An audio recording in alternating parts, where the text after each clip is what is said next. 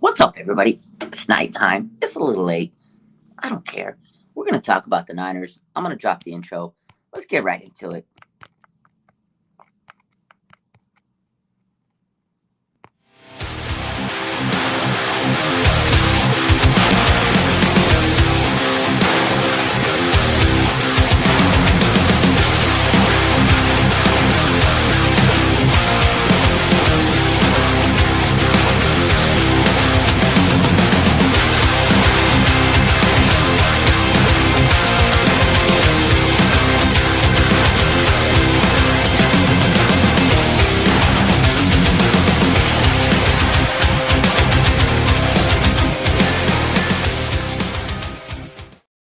What's up, everybody? How we doing? It's a Wednesday night, middle of the week. Super Bowl is this weekend. But, a lot of 49ers showed up to the Super Bowl media week, and they had a lot of interviews. We saw Debo Samuel, we saw CMC, and we saw Trey Lance. So kind of want to react to those. I didn't really get to do my own reaction today. I went on Instagram a little bit. Smitty came in. I went live earlier with Neil, which I love my man. It's great to have. I got guests all week, basically. This week is guest week. The week after the NFC Championship game, I kind of want to keep expanding my brand. So I'm going to be pulling in people. Tomorrow I got another guest, and Friday I have another guest. So just trying to keep doing that. But as we go through this offseason, we can get more people in the show. So hopefully you guys enjoy. But I still want to talk about Trey Lance really and kind of get your guys' thoughts, because I just feel like the fan base has already given up on this kid. I don't know. That's the vibe I'm getting, on Twitter, on all the social media platforms. I just see Trey getting dogged by a lot of the fan base. Not everybody. I'm not going to say that everybody is, but I feel like a lot of fans are kind of already given up on him. And I get it. He's 22. He's young. 49ers had this young man, Brock Purdy, who we got the news today, right, that he's going to get the UCL tear February 22nd, and he could be ready for training camp. Whether he is or not, that's to be determined. People are already saying, okay, well, Brock, once he's healthy, Trey Lance isn't the starter. But the 49ers, if you remember, they gave up a lot of draft capital for the young man. They had high hopes. He was coming in, quarterback one. The hype was there. The potential, the arm. Oh, my God, Danny Gray. And then he got hurt, and then it all fell apart. And people forgot about it. People forgot about Trey. They really did, and then Brock came in, and as he should, he kind of made everybody forget, in the magical run. But he is injured. We don't know if Brock's going to come back 100%. Like, there is a reality where he may not be 100%, which I think he will be. He's got great surgeons working for him. And then there's also the reality of Trey Lance not being 100%. But at the end of the day, I feel like this fan base needs to give Trey a fair chance, a fair opportunity. And that's what he said today. He says, please, all I ask for is the opportunity to prove himself. And you know what? If he doesn't pan out, if he comes out there and he stinks up the joint, maybe he's not the guy. Maybe, and obviously he'd be a bust. But I feel like people are so quick to just walk away from him and not giving him an opportunity. He seems eager. He seems excited to prove people wrong. He seemed very classy today. He was humble. And I had people even tell me today that he seemed immature. I was like, I don't know. They were trying to press him and get a big response out of him. That's the media's job. And I felt like he handled himself well. And I just see people writing him off. And to me, that's my new thing, by the way. Shout out to Keith Lee on TikTok. To me, I don't see that. I see it a different way. I respect Trey, and I can understand what he's going through. He's 22 years old. And, people wrote him off coming into the league. He hasn't played in a long time, so he does need the opportunities. I get it. He's a developing player. He's very raw. He's developing still, and I think people will see that this window is small. Oh my God, we might have 2 or 3 years. Do we hand the keys over to this unknown commodity? Because Trey is unknown. He is unknown. We don't know what we're going to get out of Trey. We don't. And you have a win now team. Is Trey going to be able to take a team and win now, right? And then you have people saying that the team doesn't believe in Trey, and they may not. They absolutely might not. And they might have believed in Jimmy Moore, right? They might have believed in Brock Moore. I 100% could actually see that being true. Like, people say that Trey's not ready and they don't believe in him. It's absolutely could be true. Because guess what? The 49ers went to an NFC Championship game with Brock Purdy. They went to an NFC Championship game and a Super Bowl with Trey Lance. Or sorry, not Trey Lance, with Jimmy Garoppolo. But they never did it with Trey Lance. So the team has seen Two other guys take them to that point, and they haven't seen Trey do it. So there is an unknown commodity. But if Trey can get his potential and get all the weapons with him that everybody else has had to utilize, and he can stay healthy, and Kyle trusts him, I think this team can still win games because you have a great core. And another point is he hasn't ever played with Christian McCaffrey. He hasn't, and you can tell already today between the all the interviews today. I feel like they have that chemistry, that bond, right? So we'll see. I just feel that Trey Lance deserves his opportunity, and I think that at this point, he's going to come in and work his ass off. At this point, again, he has nothing other to do than work his ass off. He has to prove everybody wrong, prove the haters wrong, prove the teammates, prove Kyle. He has to prove it to Kyle that he's coming in hungry. And again, a couple more weeks, he'll be running, and I think that he'll be ready to roll and prove people wrong because he does have pressure, an immense amount of pressure, a lot of pressure, probably the most pressure on the whole team, if you really ask me, right? Brock's going to have new pressure because he just took this team to the NFC Championship. Can he repeat it? Can he be better? Can he prove that this magical run wasn't a fluke, that it wasn't just like a mirage? And he's got pressure. The whole team's got pressure. They went to 3 out of the last 4 NFC Championship games. There's pressure on this whole team, and not just Trey, but Trey has the most because they did trade up a lot to get him. They did trade up a lot of draft picks to get him.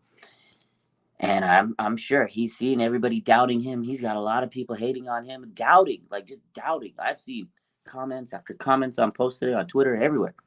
Yeah, people say he's a bust. He's terrible. He's garbage. We don't know. We don't know. We don't know. Maybe he would. Maybe he is. He is. Maybe he is. It is. It's tough. John says it's a damn shame to put this kid in this situation from the jump. Good teams don't draft at 3. It was a crazy situation to begin with. Like the fact that we're even at this point, again, another off season where we're talking about quarterbacks. We're in a quarterback conundrum. And to me, to me, the biggest issue that this team has had under Kyle Shanahan's regime is quarterback. They cannot find a quarterback, a franchise quarterback. They have not solidified franchise quarterback. We're still a quarterback away, right? Unfortunately, we might have had it with Brock. We don't know. He got hurt. We don't know. And we don't know what he's going to become after the surgery. I think he'll be okay. I think he'll recover. He seems like a strong kid. He seems like a very humble young man and a very poised young man, a guy that's ahead of his time, for being his age and being the way he was leading this team and being on the sideline and the way he was confident. I mean, I think Purdy will come back. But again, it is a tough injury. It's not just like you slap some glue on it and your UCL is better. It's a tough injury. I'm going to be honest with you. It is a tough recovery, but I think Brock will do it. He's young. He's got youth on his side. He's got one of the best surgeons in the game from what I've read.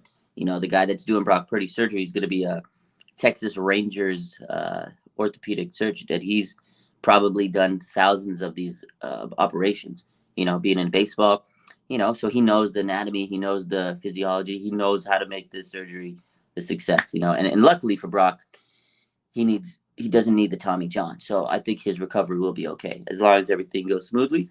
And then again, too, Trey, he's had recovery, he's had a rehab, he's had a big injury. So both of them will be coming off a major injury. But I really feel that, this team, they'll be motivated, because they wish they were in the Super Bowl this week. They're over here on the media day. They're a media day. These guys showed up. They're not playing this weekend, but they showed up. They showed up because they wish they were there.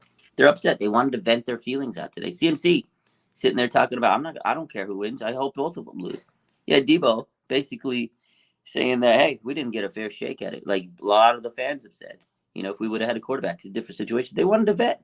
This team's hungry. They're pissed. They're angry. But it's not easy to get back to the NFC Championship, to the Super Bowl. So there's a lot of pressure on Trey to get this team, if he becomes a starter, to get this team back there. And again, he's already feeling the pressure now. He's already getting the scrutiny now. So I just hope that everybody gives him the opportunity and gives him the chance to succeed. And he has to kind of rise up and become that leader that they're looking for. So it's going to be interesting. It's going to be a wild ride and another crazy 49er season next year. There's never a dull moment. So it is never a dull moment with the 49ers. And take a look at some of these questions that you guys have tonight. And comment. Swaggy says, facts, we didn't get a chance to fight back with our full potential. I agree with that. It is tough when you don't have a quarterback, and that's pretty much what they say. Um, Embraceron says, regardless who the quarterback is, we need to get behind them and give them our support. I agree. That's the way I see it. Like at the end of the day, I like both. I like Brock. I like Trey. I want them both to succeed. If you're a fan of this team, it is what it is. You gotta love this team, and you gotta hope for the best. You gotta hope that either one of them could come out and do their thing. You know what I mean? And just gotta support them both. My man Wolf is in the chat. He says, "Drop a link. You want to hop on? Let me get my boy Wolf in the chat. Let me post this comment. Let me get the chat in here. Let me get Wolf in here. I haven't talked to him in a minute. We'll get him in here. He always has some good takes. Let's get my boy in here. Let me see. I'm gonna post the comment here. Get Wolf in here. See what he's got to say. He's always got some spicy takes. See what he's got. There we go. Tyler says, what if both ball out? Then that's a great problem to have. At the end of the day, you have two young quarterbacks on rookie contracts. If they both ball out, then you got a great issue. You got a great problem on your hand because you got to realize this. Look how many quarterbacks have been hurt through the years with Kyle Shanahan. And again, I'm not blaming Kyle for these injuries. I'm saying that it's been an issue with this team. Injuries through the whole team. Running back, wide receiver, quarterback. Nick Bosa got injured a couple years back, right? Injuries happen. You need a lot of quarterbacks. If this 49er team has a solid backup and their quarterback, their starter, it's going to help them. Again, this year we went through Trey, we went through Jimmy, we went through Brock, and then Josh Johnson came in. So I think it benefits them. What's up, my guy? Hey, nice shirt, bro. Nice shirt. Appreciate it. Bro, you're always your swag level is always on point, bro. It's always something. Hey, even if it's not 49ers. I like the retro stuff, man. I got Zelda playing over here in the background too. Oh, I like that. Yeah, I like the throwback stuff. I love Street Fighter. You probably grew up with it too, but Street Fighter was my game, man. That was my game. So appreciate that. Yeah, hell yeah. Yeah. How are we feeling today? You saw all the stuff out there, all the stuff, the interviews, Christian McCaffrey, Trey Lance, the Brock Purdy news. What do you make of it? Oh. So a lot of people are asking still whether Purdy should start week 1, man. I think with this surgery, they say 6 months from the surgery could be the recovery time, right? When he could be ready. That's barring any setbacks. Hopefully it all goes smoothly. There's a lot of reasons I still think Trey Lance needs to start week 1 regardless. First of all, Purdy needs to be 200. Uh-oh, was that me? Yeah, we're good now. We're good. Oh, shit. Okay. I think Brock Purdy needs to be 200% before you let him anywhere near the field, man. Can't risk that.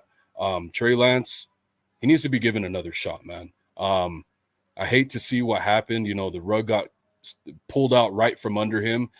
Kyle Shanahan needs to open up the playbook for him, whether he falls on his face or not. You get to see where he's at. And if he proves to be a great player, which I think he could be, we have to trade one of these guys at some point. Trey Lance is getting pretty close to that 5th-year option. We need to get some capital for one of these guys, man, at some point. It's unfortunate. It sucks. We can't keep both of them. In a perfect world, we could. Brock Purdy take advantage of his cheap deal. If he balls out, that's going to be great. But either way, we have a really good problem on our hands because we could get capital for either one of these guys, man. And I think that's going to play into getting somebody on the D line, which, everybody always kind of, not everybody, but a lot of people criticize the 49ers, this regime, for taking defensive linemen number 1 all the time. Now we're seeing why, right? DeForest Buckner's gone now. Now you're seeing the flaws kind of come up with that, where it's just Bosa getting production. And then the next highest guy is only like 5 sacks versus Bosa's 18.5. Yeah. Which is pretty ridiculous, man. It's crazy. I think Bosa had more sacks by himself than the rest of the D-line combined. That's crazy to me. It's crazy. Yeah. And we had the number 1 defense, and every week we were sitting here, this defense is nasty. But if you really look back at the defense and kind of look at it, Nick Bosa carried that defense, because when he wasn't in there, we weren't doing much, man. So you're right. And then I agree with that. Is this D line needs to be improved? But going back to what you said, so again, if and someone asked in the comments, like, what if they both do well? I think it's a good thing to have two great quarterbacks on this roster because this year proved that we need to have multiple quarterbacks on this roster because you never know what's going to happen with an injury. You can't predict it, but unfortunately for the 49ers, year after year after year after year, the quarterback gets hurt. So it sucks. But you made an interesting point saying that we would maybe trade one of those guys. So would they trade one this year, next year? What do you think about it? So when would they trade it? If you're saying to trade one of those quarterbacks, Brock or Trey, whoever it may be. That's going to be interesting, man. If Trey Lance can perform to a really high level, but he does not supersede Brock Purdy's performance, I think you trade him before the deadline, maybe for some D line depth or maybe O line depth, depending how the offseason goes. But yeah, man, I mean that's a whole nother conversation. I think the O line really needs to be focused on. I put that even before D line, man. But I want to get your thoughts on that. But yeah, I think, the way the offseason is going to go, we still have to find out. We probably won't be able to trade anybody till next season just because our quarterback situation. But if you can trade, maybe get a Taysom Hill for Eric Armstead, I might not be opposed to that. Wow. So maybe, depending how the offseason goes. Oh, man, you get a little interested. This is why I like the offseason because you start throwing stuff out the water. You just throw stuff, see if it sticks. Yeah. So I agree. O-line's definitely a big factor for this team. They got to solidify that because they got three major free agents on this line. You got Brendel, who I wouldn't mind them bringing him back, actually. He played better than I thought. Dan Brunskill, he's the utility guy. You can slide him everywhere. Mike McGlinchey, obviously, he's the big polarizing figure. If they don't keep Mike, I think you got to slide Spencer Burford to right tackle, move him over, and then you can move you can put Dan Brunskill at guard because he plays good at guard if you bring him back, and then you can keep Jake Brendel at center. To me, that's what I would do. I feel like you'd still have the continuity and everybody pretty much on the same line, and then the younger guys get better, obviously. So that's my take on it. Draft some guys, obviously, to develop, but you make a good point. Going back to this whole trade situation, two things. So you got Trey or Brock, maybe you trade one of those. I think you got to hold on to both of them, even though I see what you're saying is, okay, maybe if one guy has all this potential and you're not going to use him, you just never know. To me, after this season, I got PTSD, man. I'm not going into any playoff scenario without a backup quarterback that's good. And if Brock's cool with it, if Trey's cool with being that backup, they know that opportunity might come back because this team quarterback somehow always becomes at the forefront. So I don't know. I think both of them are cool enough to support each other. That's what it seems like, that they're like Trey today in his interview. He said, look, I don't need the job handed to me. He goes, I want to go out there and compete, So I think he knows if Brock beats him fair and square, he'll sit and wait in his opportunity. I don't think he'll try to get a trade. Maybe the team would. But again, this team held on to quarterback Jimmy for so long. So I think if they had to keep him, they would. And say, hey, look, maybe it didn't work out at this time, but eventually maybe it will. So I think they keep him in. Now, going into your Armstead, trading Armstead for Taysom Hill, that's crazy. So I like Armstead. I think you keep him. I think maybe you just restructure his contract. I wouldn't mind bringing Taysom Hill, but I don't want to lose our best interior D lineman. Unfortunately, though, he might be one of the guys you could trade because there's nobody else on that line I feel is going to be worth much, right? Because we got Kinlaw. I don't think he's worth much in trade value. And then you got, everybody else on that line is pretty much free agent other than Bosa, who you're going to extend. So it's going to be interesting, but I wouldn't mind bringing Taysom Hill actually into this team as a backup. Yeah, I think it's kind of absurd. Let me turn this thing off real quick, man, because this sound is too loud in the background. No worries. Okay, there we go. Sorry about that. I didn't even think about that. But when it comes to Armstead, man, if he's not willing to renegotiate and restructure his contract, I think it's absurd that he's only second to Trent Williams for the cap hit. We know that Bosa's going to go through that whole thing, so he's probably going to be number one on the team. But who knows? Maybe that's backloaded. I don't know how that's going to work out. We don't know. But as of right now, as it stands, Eric Armstead is only second to Trent Williams. Do you think he's in the same league as Trent Williams? Because I don't. No, 100%. He's definitely not in that same category. I think that you're right in the sense of he's probably getting paid more than no, he's not. It's not probably. He's getting paid more than he deserves. Be honest with ourselves. Yeah. I think they should restructure it 100%. He to me is a guy that needs to be restructured. And I think they will do it. But I think, unfortunately for them, for the Niners, they don't have another interior D lineman that is as good as Armstead. So if you lose him, you're losing a lot of quality on the line. I know he doesn't put up the flashy stats, but everybody on that line, he's probably, other than Nick Bosa, the best guy on that line. So you do take a drop in talent. And then if you were to bring in a guy like Taysom, to me, you got a guy that he may not even play, but he's a backup option just in case. And he's expensive himself. You know, he has a pretty decent contract with the Saints. But I do agree with what you're saying. Armstead, they need to restructure that man because he shouldn't be getting the second amount, the second highest cap next to Trent Williams. So that's the guy they need to restructure. But to me, interior D-line, just like you said, O-line, to me, that's a big key factor for this offseason. And I think they really got to go and bolster that because obviously Kinlaw didn't work out. They're going to give him the opportunity to say, hey, look, here's training camp. Prove yourself. Stay healthy. Earn a spot on this roster. Otherwise, this could be the bricks for you, And I don't think they're picking up his 50-year option 100%.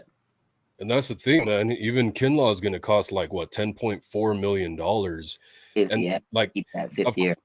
Of course, all this stuff that I'm not saying, I'm just throwing ideas out there. I'm not talking about trading the quarterbacks like being the end all be all. I'm just throwing ideas out there so we can brainstorm. And we know this regime, they actually listen to the fan base, even though they like to say otherwise. But when it comes to Armstead, man, if you can trade him for a Taysom Hill that adds that quarterback depth, Taysom Hill only costs like $14 million per year on average, which is pretty damn cheap for a quarterback. I think that's a dual threat, right? If you can, let's say Trey Lance beats out Brock Purdy and you bring in Taysom Hill, you trade Purdy for draft capital. So you got Trey Lance and Taysom Hill at your quarterback position. Then you got Armstead's contract out of here. You could bring in Taysom Hill and Deron Payne for about the same price as you're paying for one Eric Armstead. Now you're talking. Now you exactly excited me with Deron Payne. I like that. That's what I'm saying. I would love to have Deron Payne. That excites me a little bit. So, I mean, I see what you're saying. If you move around some contracts and get a guy like that, in the end, your roster overall might be a little bit improved. So 2 for 1 with draft capital. You get the depth. You lose a guy Armstead, but you bring in Payne. You would lose a little run defense, but Payne is a phenomenal run. He's good at run stopping, but he's a great pass rusher from the inside. So, and then you can, this team's going to continue to fortify the trenches on the D-line. Like you said, every year we sit here, we draft the lineman and people are like, again, but that's what they need, man. They need like look at this offseason. Like if you look at the free agents, okay, Jordan Willis, Charles Omenihu, Samson Ebicam, Kerry Hyder, those are 4 quality D linemen that are all free agent. I think Kevin Gibbons might be, if I'm 100% off the top of my head. And then you got Kinlaw, who we don't know what the hell's going to happen with him. There's no way to pick up his 50-year option. So, again, we're sitting here. They might pick up a D lineman in the draft, like first pick. So I really think they should, man. Like I said, O-line is the biggest priority for me because they protect the quarterback, and we already saw what happened with our quarterback situation this past season, especially in the NFC Championship.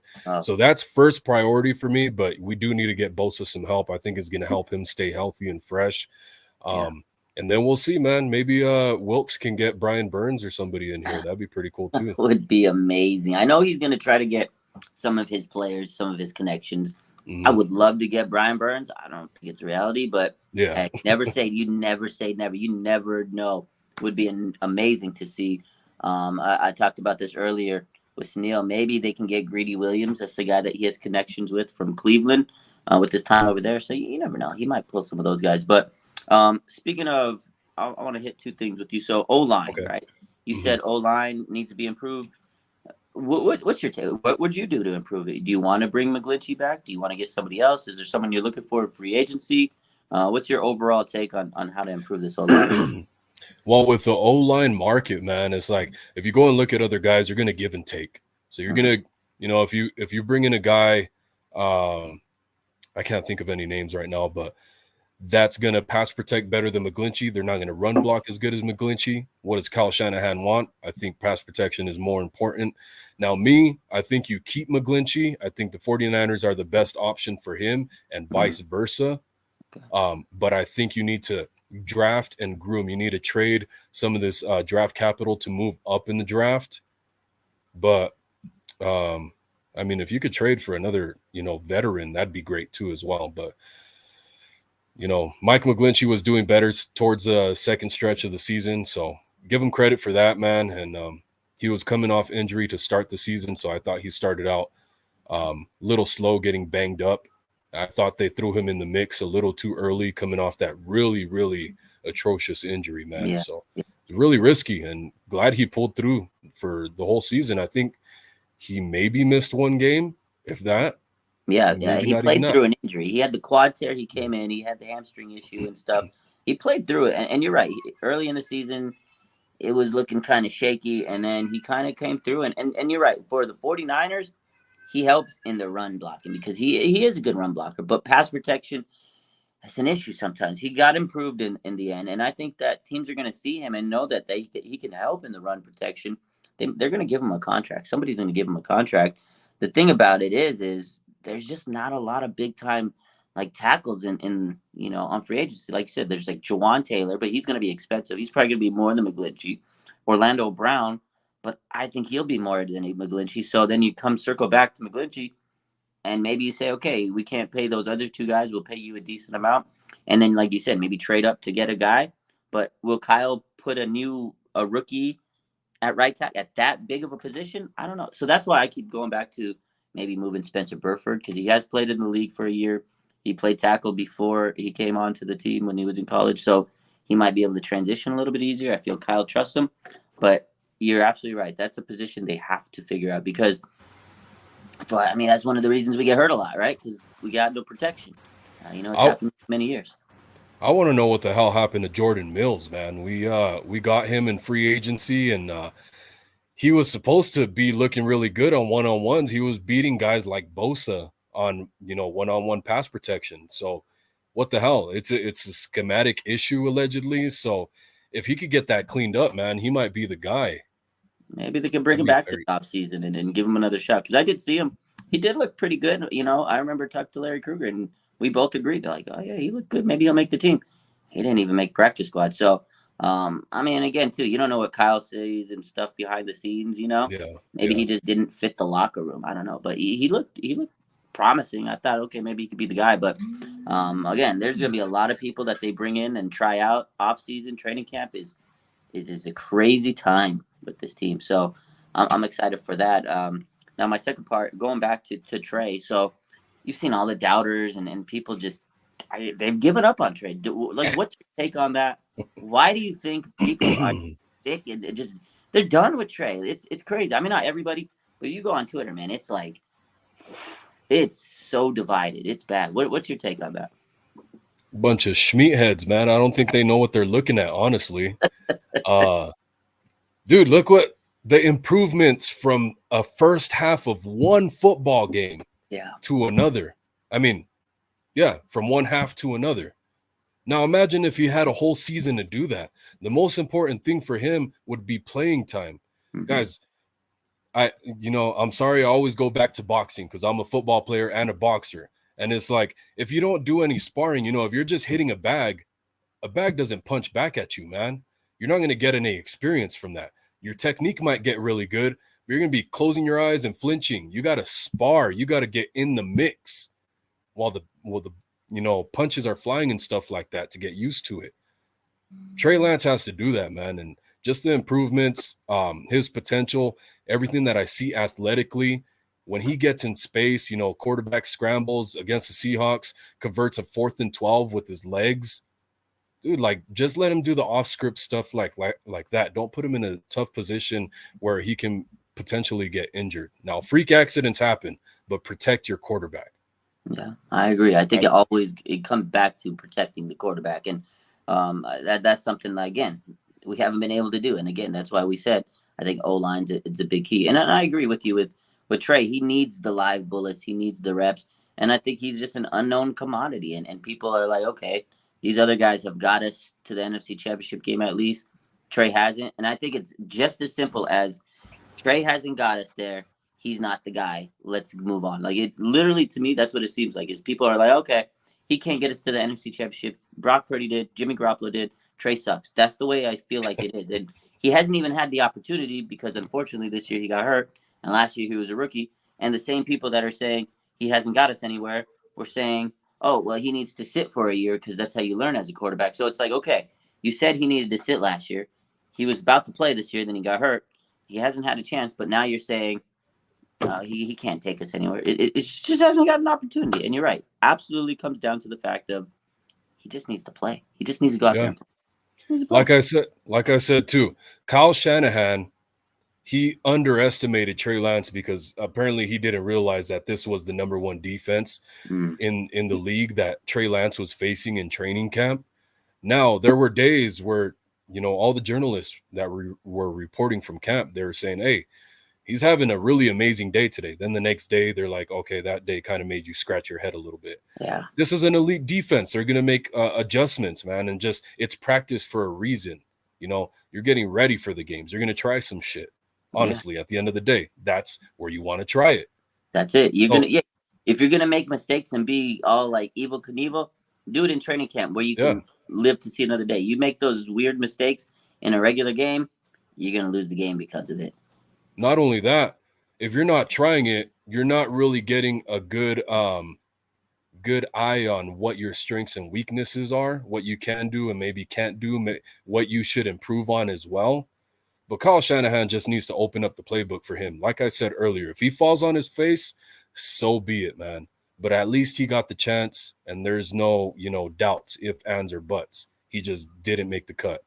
Yeah, 100%. Yeah, if he sucks and he doesn't show that he's worth it, he's not worth it. He's 100% not worth it. And I think you're right. Give him the full playbook. Stop babying him. Don't coddle him. Don't hold his hand. I get it. And I get it because he is unproven. He hasn't played in 3 years. You want to make sure things are easy. You want him to develop right. You don't want him to mess up. But hey, guess what? He's now been in the league for 3 years at this point. There's no more holding his hand and say, hey, look, guess what? You've had your opportunities. It's an unfortunate situation. It was bad luck, whatever. You got hurt. But this is your legacy season. This is your make or break year. I'm going to give you everything. If you handle it, great. If you can't, you're not meant to be on this team. And I think you're right. Give him everything. Let him, because he gave it to Brock. He gave him the playbook. And again, Brock had nothing to lose, and he showed he can handle it. Let's see if Trey can do it. And if he can't, he's not the guy. Simple as that. Yeah. Exactly. What Yafi's saying here, stop babying a number 3 overall pick. Are we babying him? We said, put him out there, throw him to the wolves. If he comes back leader of the pack, then we know what we've got. Yeah. That's not babying him. That's giving him a chance to show what he's got. Now, Brock Purdy, you have to baby him. At this point, you have to baby him. There's too much on the line. This dude could be a franchise. He could be a great quarterback, man. Like, we could be talking about him for many years to come. Could be. Maybe in like Debo today. One of the interviews today that Debo was on, he says Brock Purdy might be a future GOAT. I was like, damn, that's high praise. Yeah. So I feel like these players really have praised Brock more than they did Trey. Like, they really support Brock because he did get to that NFC Championship. So these players know what he's capable of. And you're right. Like, you can't rush back Brock on this injury because this is a big-time injury. It's a very serious type injury, and you don't want to rush him. So if, again, Trey's going to get his opportunity because right now, within the next month or so, he's going to be the only healthy quarterback that's able to play OTAs and stuff. So give him his chance. Let's see what he does. And you're right. If he falls flat on his face, he's not the guy. 100%. He's not the guy. Pretty much. Yeah, pretty much. And then, like you said, you can maybe trade him. But I hope it doesn't get to that point. I hope Trey can prove himself. And I hope we have a great problem on our hands sometime next year. And we're like, damn, Trey's good. Brock's good. What do we do? That's the problem I want to have. 100%. That's the problem I want to have. We'll see. Yeah, straight up. So 2 things. Did you hear about, I guess Trey Lance was saying he's not going to be working on his throwing mechanics? I did. What do you think about that? I mean, obviously, to me, that tells me that he feels confident with where his throwing mechanics is. And he wants to just go in with what he has and let it rip and say, hey, look, this is me. This is my skill set. I don't need to tinker anything. I don't need to change anything. I think he knows, like right now, what he needs to do is make sure he's a leader, make sure he's mentally prepared for the season, and make sure his accuracy is better. I don't think he needs to mess with his mechanics because he's 22 now. Like this is the way he's going to throw the football. You can't change things up too much. He needs to make sure he can read the defense.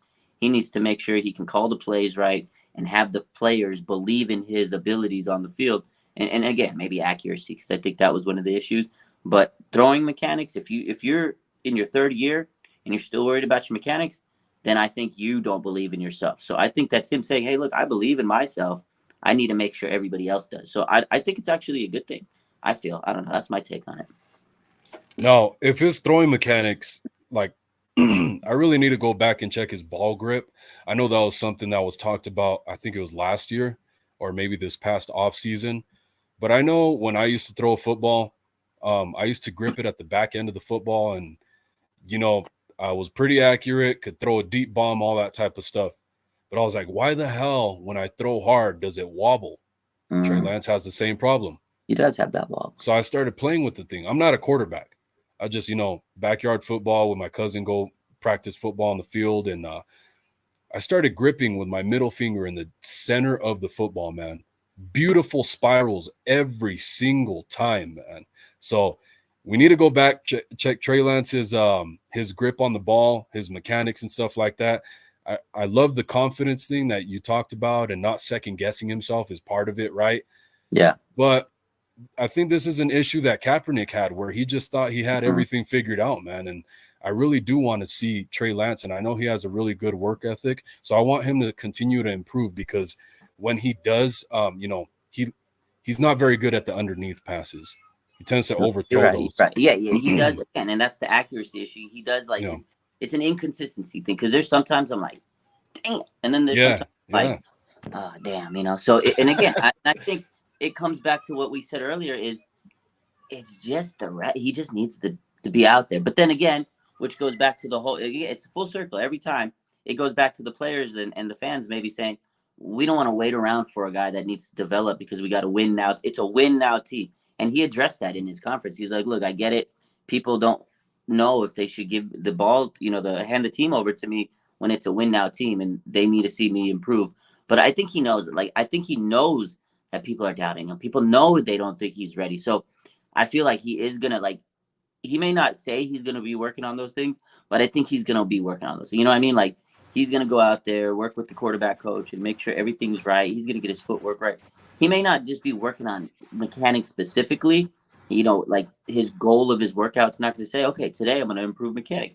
It'll be part of it, but I don't think that's going to be his major goal. His goal is to be ready to make sure everybody can believe in him. And I think is what the overarching theme of what he was saying today. But he's got a lot of people to prove, wrong. He is doubted. One thing I would like him to do, actually, since he's over there in Arizona, go get Jalen Hurts' number and talk to him, because last year people were saying the same thing about Jalen Hurts. He's going to be terrible. He's a bust. He's in the Super Bowl this year, and he's an MVP candidate. I need him to go talk to Jalen Hurts. Get that man's number and see what he did. Maybe Jalen would say, hey, you need to work on those mechanics. So I would like him to, maybe chew Jalen's ear out a little. Yeah, pick his brain a little bit. Now, the thing with Jalen Hurts in the NFC Championship, I know some of the Eagles fans were like, well, his shoulder was hurt, this, and that. And so I threw off his throwing accuracy. But I don't know, man. I don't know. It looked pretty rough. So if Jalen Hurts, I don't know if he comes back better we'll check the Super Bowl if he looks better when it comes to passing. But maybe maybe Trey Lance should take coaching on passing from somebody else. I don't know. I think Jalen was pretty soft compared to where he was before. And he did have the shoulder injury a couple of weeks ago. So his throwing's maybe not 100%. But, I mean, the improvement that he had from last year to this year, to me, is a big jump. But I don't know. Whatever happens, I think whatever happens this offseason, I think we're going to see a lot improvements from Trey. And again, too, Brian Griese this year, I feel like he didn't get a lot of opportunity to work with Trey as much as we would love to. And I think he did a great job as a quarterback coach. I think you mentioned it a couple weeks ago when we were on the stream, and he said, you got to give Griese his flowers.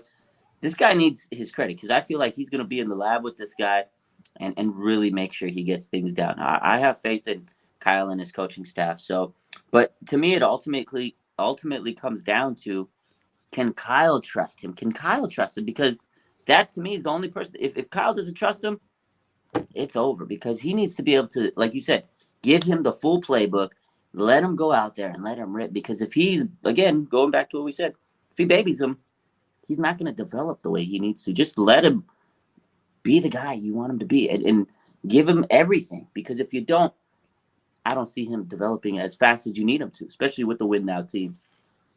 I can already hear it, man. Like every team in the NFL, every single team had a really rusty first week of the regular season this year. Mm-hmm. And if Trey comes out and has a rough week, the first, or even just a rough first half, I can already hear Twitter going off, man. And just wait till the second half. Wait till the second half of the game. Yeah. This dude makes improvements, man. So I can't wait to see it. Absolutely right. Last year, Houston game, first half, a little dicey. I was like, yeah, this is my boy. But he looking. Second half, that throw to Debo, Kittle running. I was like, let's fucking, like that guy was. Yeah. I was like, where was this guy in the first half? And he's a slow starter. I feel with Trey, he's a slow starter. And you're right. This comment here says it all. Unlimited Joker says Trey needs to command the huddle next season. He needs to come out and put his nuts on the table and say, hey, look. Yeah, I'm the guy. I'm the man. I'm going to command this huddle. I'm going to come out firing on all cylinders. He can't have those slow starts because I think he can, get better as the game goes on. Like he is a slow starter, but he cannot have any slow starts next season. He needs to come out fire because you're right. People are going to be like, "Whoa, it's the same Trey we saw before." He needs to come out firing. I agree. Yeah, man. Humility is cool and all, but as a quarterback, you need to be the leader. Like the way Brock Purdy came out, we all talked about it when, for example, he yelled at Brandon Ayuk for stopping on the post route. Like, what the? Yeah. Run your effing damn play, man. What the hell? Yeah. So I think Trey Lance needs to come out and do that, man. Bench him if you have to as well. Light the fire. Yeah, you gotta. Yaffe says it. He's number 3 overall pick. Comes with the territory. You know what? Trey Lance come out like, hey, you know what, Debo? I didn't see you finish your route on that one. Go take a seat on the damn bench. Oh, you call out. If he calls out Debo, he might get punked. But hey, you got but if you're the quarterback one, if you're the guy, you got to be able to do it. You can't be afraid to call out Debo. You can't be afraid to call out Kittle and CMC just because that's who they are. You got to be able to do it. Like Brock, I feel like he was calling them out. Like he said, like there was interviews where they said, hey, he told me, get my shit together. Like you said, and that's what separated, I think, right now Brock from Trey is he was a leader. He commanded that huddle. And I was like, I was impressed. I was like, Brock is poised, man. Yeah. 100. I was like watching the game. I was like, what that is? Yeah, I was like, this kid is 21, 22. I was like, I literally was sitting there going sometimes like, he's 22? He's the last pick in the draft. There's no way. There was no way. Oh, straight up. You know what? It's going to really work in tandem. This is another reason I'm excited about seeing Trey Lance and him getting a shot is, Brock Purdy, I'm still praying for him, great recovery and all that. But I'm looking at the light at the end of the tunnel, guys, the silver lining. It doesn't have to be negative for it to be a positive for me. Danny Gray and Big Play Tay.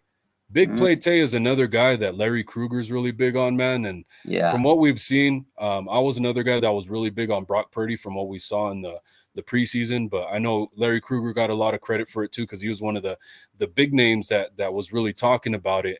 And so this dude has a really good eye for talent. And if he's talking about Big Play Tay, I can't wait till we see this dude actually, because he was active for a few games. So I was like, I was just waiting for it. Now with Trey Lance, if you get Danny Gray and Big Play Tay a chance, this could open up the offense even more, taking even more off our number 1 receiver being Brandon Ayuk. And oh my God. Yeah, no, I'm hyped up. Dare I get started? Like Gray, 100%. Like I feel like he could be a little bit more of a weapon with Trey's skill set. And you're right, Tay, maybe he can. And then you got Brandon Ayuk, the man himself. Like, he wants to trade him. Those two got to vibe together. So it's gonna be interesting. And yes, speaking of Larry, man, that guy is a former scout. Like, he knows talent. When I sit there and talk to Larry sometimes, he just talks about guys. I'm like, damn, you know everything, Larry. But Yeah. I'm like, damn, I want to be like you. I tell him all the time. I was like, I want to be like you. And he just laughs. He's like, no, I want to be like you. I was like, no, I need to be like you, man. So he knows that he has an eye for talent. So if he says someone's good, they're good most of the time. I remember Yeah. camp, he called it. He says Purdy's going to be that guy. And sure enough, he was that guy. I remember we sat here on his show, and he says we were doing prediction show, and he goes, "I got Trey Lance and Brock Purdy, QB1, QB2." I said, "What about Nate Sudfeld?" He says, "They'll cut him." Boom. The next day, they made roster cuts. Nate Sudfeld has been cut. I was like, God damn, this guy knows, man. So I trust him with a lot when he comes to the yeah, he knows ball. He knows ball. Yeah, straight up. He's an encyclopedia, man. And I definitely, that one with Nate Sudfeld, wiped some sweat off the brow when that happened. I was like, oh my God, thank you. Nate Yeah, you know Sudfeld. what? I think they might bring him back this offseason just for training camp. Yeah. That sweat's going to be back. Don't worry, because I think Nate's coming back. No, well, the thing was, I didn't want Brock Purdy to have a chance to go through, what do you call it, waivers? Yeah, he wouldn't. He wouldn't. Yeah, he wouldn't have cleared. So that was the only reason. It's not that Nate Sudfeld was looking bad in preseason, because he was not. He was actually looking pretty good. Yeah. We definitely could have used him in the NFC Championship. So if we can get him back, I wouldn't be opposed to it. But I don't know what his contract situation is. I think he's a free agent. I honestly think that he'll be back this offseason just for training camp, because they're going to need another quarterback, and maybe he sticks around to the practice squad this time. But you're right. I would have liked to have Sudfeld over Josh Johnson in the NFC game, 100%. Yeah, Purdy was looking better than him in preseason, but when it came to the deep ball, Sudfeld was looking better. Yeah. I think he actually had a deep ball. He had a nice, I remember. It was Danny Gray or Ray Ray? It was Danny Gray. Well, he hit Danny Gray one time on a deep one, but there was a beautiful one. I remember for Ray Ray, and I was like, oh my God, and the crowd was like, yeah. But he had Gray Ray a lot because they were working with the twos a lot. And I remember Sudfeld and Ray Ray had a crazy connection. And I was just like, and I remember the highlights would come up on their Twitter on 49 Show. I was like, okay, there's the play. I remember that play. I was like, damn, okay. I'd be waiting for them to post. I was like, let's get that damn. Where's that damn Sudfeld play? He had a nice pass. He had a good. I like this question from John. He says, Raj and Wolf, do you have any concern regarding our window and how it could impact Kyle's decision-making when the QB competition takes place? So, yeah, let's talk about that. Do you feel like the window is closing, and do you think that is going to impact who he decides in the end? What do you think? Yeah, man, it's do or die, just like the NFC Championship. I know for one thing, he's going to be a lot more lenient with throwing the challenge flag. You know, he's getting some fire lit under his ass for that one. So I think we'll be seeing the challenge flag. That's a good thing. But I feel really good about this regime to continuously keep the rotation going, because you have to continuously bring in young talent that's on cheap contracts to level out the playing field for the salary cap. And they've just been doing a great job, man. You know, we have our busts here and there, but you got, you know, it's give and take. I think you have some that aren't so great picks, and you have some amazing picks, man, later on in the draft, like Fred Warner, your background. Come on, guys like that. You got George Kittle in the 5th, Juwan Jennings in the 7th, and these guys are all starters, man. So, you know, they've done it year after year after year after year. So I'm really confident in that. I think our window is for as long as John Lynch is here.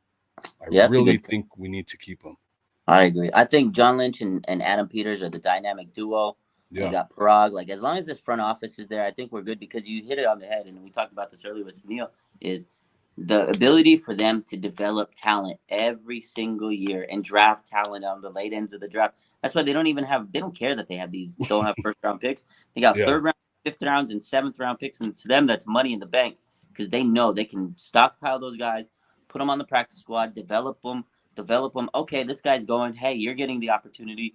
Time for you to shine. So they know they can get this talent and develop them. It's like a farm system.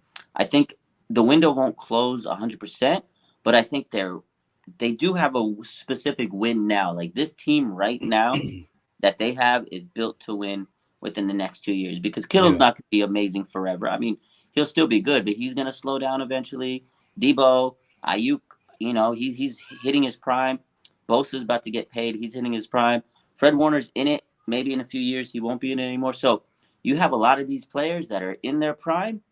That prime lasts forever. I say about 2 to 3 years. And then after that, they'll bring up some other guys like you. But I think win now is about 2 years.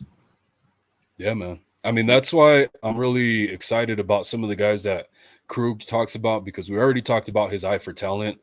He talks about like McCreary Ball. We're talking about Fred Warner being in his prime, and Greenlaw just got that awesome contract. Which I really liked. Something that Trent Baalke used to do was sign these guys sooner than later, so you get them cheaper. Yeah, because if they would have waited on Greenlaw, oh my God, maybe to bring him in. Yeah, man. And then you got a guy like McCreary Ball who has a really high ceiling for potential, it sounds like, man. So looking forward to him. Big Play Tay, Poe, Zakel. Who were some other guys? Womack. Yeah. Looking forward to that one. A lot of young. I'm excited. I always like the young players. I like to see how they develop, because you're right. You never know. Like last year we had Hufanga. He showed some flashes, and boom, this year, all pro, right? So I know there's going to be somebody in that mix of those young guys that comes in, and you're like, damn, he was good. So you know that they're going to have some guys that just step it. And again, because they're going to lose players, and they're going to have to develop them and put some guys on the roster like McCreary Ball. He might take over Azeez Al-Shahir's spot, and you're going to be like, oh, forget about Azeez Al-Shahir. He's the new flavor of the month, McCreary Ball. Yeah. Just like Aaron Banks. Everybody thought he was a bust. I mean, literally everybody thought he was going to be a bust. And they got rid of Lakin. People were crying, having meltdowns on Twitter. I remember, stupid Lakin, why did they not sign him? And here comes Aaron Banks, and he was a G, man. He was a beast. So they know what they're doing. Yeah, everybody giving me love in the comments, man. Appreciate you guys. I see you guys. I'm just trying not to interrupt for sake of conversation, but appreciate it, man. Appreciate it. And they love you, Wolf. You the man. We love you, Wolf. That's hey, like okay, Wolf's in the chat. Let's bring him in, man. We love you. Hey, you likewise, keep it 100, man. That's why we like you. I appreciate the love, and likewise, man. Yeah, dude, Burford, like a lot of these guys, like the rookies, that they're a lot, speculation that they're not in NFL shape, right? They're still like got the little boy body. They need to get acclimated to the NFL, Drake Jackson, Burford. I want them to get rested up and then hit that gym, man, hit that weight room, put some muscle on, man. So I think Burford's going to do even better next year. And Lenore under Wilkes, jeez. Yeah. No. Oh man. Yeah. Steve Wilkes. Let's talk about that real quick. That was a nice hire. I think, again, I've said it before, the veteran, type of coach he is. He's been a DC, a defensive coordinator. He's got DB background. You got Chris Kasurk, who's going to make sure that D-line is still going strong. Wilkes can make this defensive backfield even better, which it's going to make this defense even better. Number one defense. And it wasn't that the defensive backs were bad. Like they were good this year. The corners were good. 20 interceptions, tied for the first place in the NFL. Now you got a guy that was a DB coach. He can only make them better. So you might see improvements out of Womack and Lenore that we're going to be like, holy crap, they're going to be better than they might have been without, Wilkes. So, and he might bring in some players. So definitely going to be interesting to see how this defense. I can't wait to see how this defense is going to be. I have a good feeling about this guy. And again, they're not going to change much. You still got Chris Kasurk there, and Kyle's going to say, here you go. Here's the playbook. Go figure it out. That's not my defense. He's going to say defense isn't what I do. I'm the offensive guy. I could care less about your defense. Here you go. Go run the defense. Have fun. That's the thing about Kyle, man. Everybody says that, but I think a lot of people forget that he learned how to be so good at offense from staying in the defensive meetings and continuously. I think he's there working in tandem with the defensive coaches to develop these game plans, because no matter what, his defensive coaches, like every year, have been awesome, man. Yeah. And just with this Steve Wilkes hire, it's already bittersweet, because I can already see it. If the 49ers have another really great season defensively, that dude's probably getting another head coaching job this coming year as well. 100%. The 49ers are a springboard for becoming a head coach. God. If you want to be a head coach, go be the coordinator for the 49ers. You'll be a head coach in 2 years, 100%. 100%, because that's what they do. And I think Wilkes was wanting to get a head coach job, so he probably was like, you know what, this is a good opportunity for me. Yeah. He probably said, look, if I shine and keep this defense similar to where D'Amico had it, top 5 defense, I got a head coach job easy, because everybody respects Kyle's coaching tree. Look, every year we're sitting here in the offseason, well, look, this coach is gone, this coach is gone, this coach is gone. And I think that's a true statement. Yeah, 100%. Straight up. World stage, 49ers are prime time. In words of Tupac, all eyes on me. Always all eyes on the Yeah. Niners. No, literally, off season, like, it revolves around the freaking 49ers. And I'm not just saying that because I have, love the 49ers, but literally every big story usually somehow is like 6 degrees of separation from the 49ers. It's crazy, man. They run the off season. Straight up. Yeah, man. Yeah. Any other thoughts tonight, or No, anything man. you gotta say? No, man, I'm good. Appreciate you dropping the link. I was just testing you. Hey, you my But boy, man. You want to come in? Plus, karate kick my ass if I don't give you the link. karate. Yeah, yeah. Nah, I know boxing, and then I know some Power Ranger moves. Power Ranger. I grew up on some Power Rangers. I like when I was younger. Probably around my age. I like the Power Rangers. Rest in peace to the Green Ranger. Yeah, He man. unfortunately passed away. Yeah. But yeah, boxing. So you knocked me out one hit. No, man, you're on my team, bro. Okay. Those Philly fans got to watch out, though. That's what I'm saying, bro. If you go to Philly next year, I got to try and go, and I got to watch your back, man, because those Philly fans were disgusting the way they acted. So. Oh yeah, I want to go, but I need a defender. Yeah, you might need to be my bodyguard if I go, man. We need like if we defend ourselves, we might have to pull a hit and run so we don't end up in jail, man. We might just have to punch him and dip out. Punch and dip. Run separate ways. Yeah. Set up I'll run this way, you run that way. I'll meet you. A rendezvous spot. Yeah, 100%. I appreciate you, Wolf. It's always good to have you on. And I know I see Aaron in the chat for 49 First Takes. Shout out to my boy Aaron. He says having a better rush will help the DBs. Got to get better on the D line, 100%. Got to stack that line. We talked about that earlier.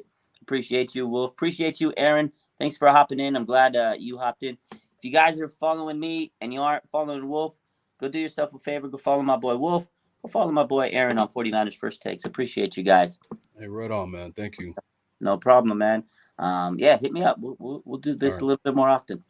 One last closing comment on the rush that Aaron said, because I think this might be a year. This just might be a year. Like I said, I think we really need to get Bosa some help, but where the secondary steps up under Steve Wilkes and get some coverage sacks, giving the D line a little more time to get there. So I'm looking forward to that.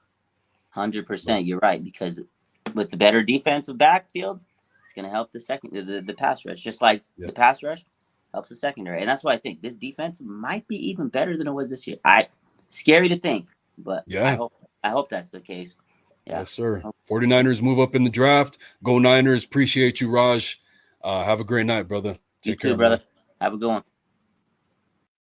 All right, ladies and gentlemen, appreciate you guys for hopping on. I was just going to come on here, rant and rave, and then Wolf showed up, and we had a good old time. So appreciate Wolf for hopping in. Appreciate you guys for hopping on the show. We got to keep grinding on the YouTube. Appreciate you guys so much. But yeah, good stuff. Trust Trey Lance, man. Just stop. I don't know why this fan base can't trust the damn team. Just support your players, because if that's all I want. I just want this fan base to hopefully come together and support these guys. But at the end of the day, I know that's not true. You know how it's going to be. Twitter's a madhouse, and there's going to be a line in the sand, and y'all are going to choose who you like. So anyways, appreciate y'all. Hendrick says the Street Fighter t-shirt looking fresh. Appreciate you. Slatty says no more talk about QB. We know Trey's QB1. Slatty, you're about to hear quarterback talk all off season, my boy. Get used to it. Nia says thank you. Appreciate you. Susan says winning changes a lot of minds. You know what? Appreciate you, John. Great show. I love you too, man. I want to get to this comment. Susan says winning changes a lot of minds. That right there is the comment of the night on any show I did tonight. Winning changes everybody's mind. When the 49ers were 3-4, everybody, you, me included, we were sitting there, break the team. We're done. Teams. I remember the title of my show was an embarrassing. I remember the next day, it was 49ers, how to move on from an embarrassing loss. It was the name of the show, or a brutal loss, something like that. All right.